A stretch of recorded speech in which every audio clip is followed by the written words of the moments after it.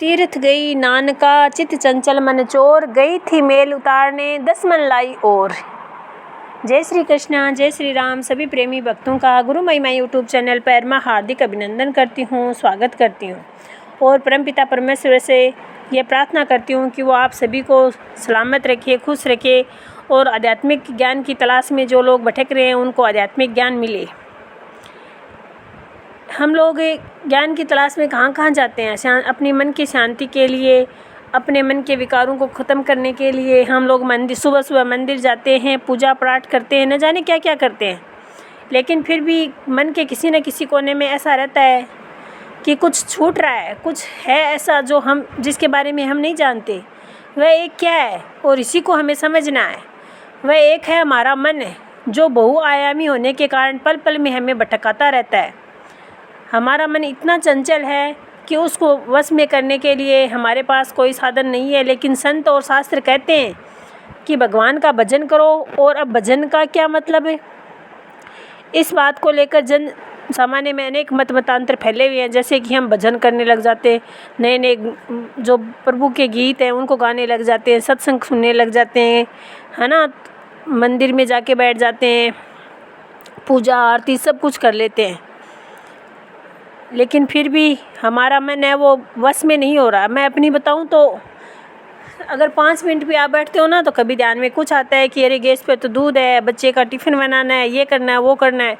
यानी 5 मिनट भी हमारा मन है वो अपने बस में नहीं रह पाता। और इसको बस अपने वश में कैसे करना है, क्योंकि संसार में अलग अलग मार्ग हैं।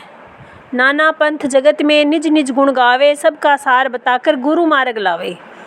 जो सच्चे सद्गुरु होते हैं, जो समय के महापुरुष हैं, जो आत्मा का ज्ञान देते हैं, जो हमारा मूल शाश्वत है, अविनाशी है, उसका बोध कराते हैं। कबीरदास जी ने कहा है कि मन न रंगाए रंगाए जोगी कपड़ा। इसका मतलब है कि हमें अपने मन की ही बात माननी है, चाहे हम कहीं पर भी हो।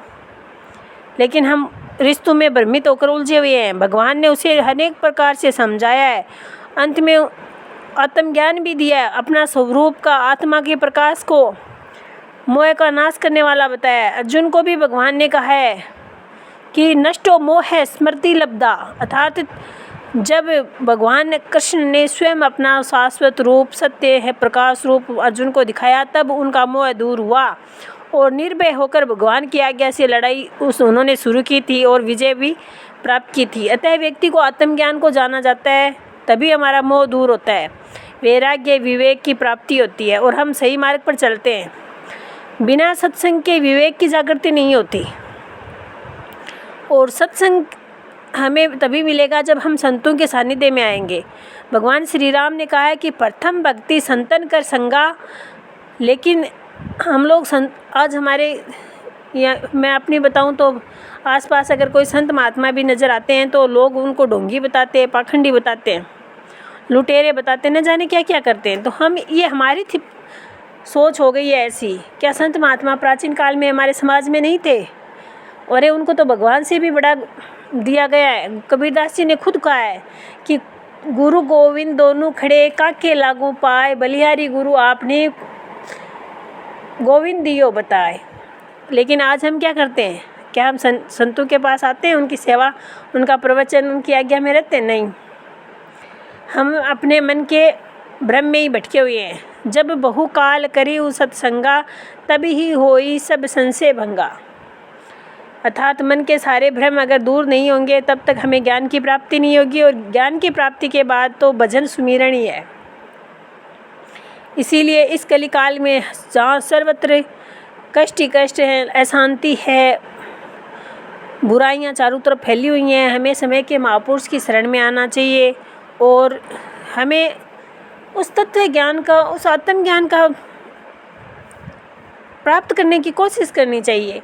मैं बताऊं तो उस नाम सुमिरन में, उस नाम में, उस गुरु मंत्र में इतनी ताकत है कि वो आपको बड़ी से बड़ी समस्या से भी उबार लाता है। मैंने प्रत्यक्ष अपने जीवन में छोटी छोटी बातों में ऐसे अनुभव किए हैं कि जहाँ मेरा कोई वश नहीं चलता, वहाँ मेरा प्रभु आकर के मेरा हाथ थाम लेता है। मैं उस परमपिता को, अपने मालिक को अपने सद्गुरु को बारंबार धन्यवाद देती हूँ, जो हर मुसीबत में जहाँ मुझे उनकी ज़रूरत होती है वहाँ वो मेरे साथ रहते हैं, मेरी हर समस्या में मेरा साथ निभाते हैं। मांगू नहीं मर जाऊं अपने तन के काज, परमार्थ के कारणे मोई ना आवे लाज। मेरे मालिक ऐसे हैं, वो परमार्थ के लिए अपने न जाने कितने अपने आप को भी परेशान करके न जाने कहाँ कहाँ लोगों को आत्मज्ञान के लिए देने के लिए जाते हैं। कितनी परेशानी होती है उनको। हर मौसम में वो 24 घंटे हमारे लिए उपलब्ध रहते हैं। ऐसे मालिक की शरण में आओ, आत्मज्ञान लो और उस नाम सुमिरन करो। उस नाम सुमिरन में इतनी ताकत है कि आप बड़ी से बड़ी समस्या का समाधान भी कर लोगे। आपको ये लगेगा कि ये काम नहीं हो सकता, लेकिन कुछ ही पल में वो हो जाता है। ये मेरा प्रत्यक्ष अनुभव है। इसलिए मैं कहती हूँ कि समय के महापुरुष की शरण में आइए, नाम सुमिरन करिए, गुरु मंत्र का जाप करिए और अपने गुरु चरणों में अपना सब कुछ संवार दीजिए। आपको जीवन सफल हो जाएगा।